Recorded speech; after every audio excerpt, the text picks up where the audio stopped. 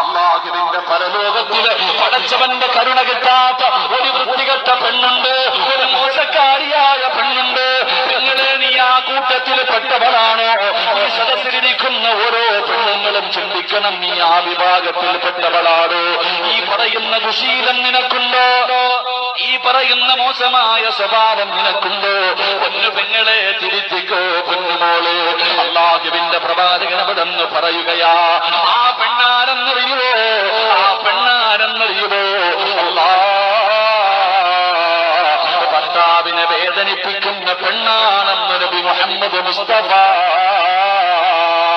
സല്ലല്ലാഹു അലൈഹി വസല്ലമ തങ്ങൾ പറയുകയാ, തന്റെ പ്രിയപ്പെട്ട ഭർത്താവിന് വാങ്ങിക്കൊടുക്കാൻ പണമില്ലെന്ന് നിനക്ക് നല്ലതുപോലെ അറിയാ. നീ ചോദിക്കുന്നത് മുഴുവനും പടച്ചവനെ വാങ്ങിത്തരാൻ കൂലിപ്പണിക്കാരനാണ്.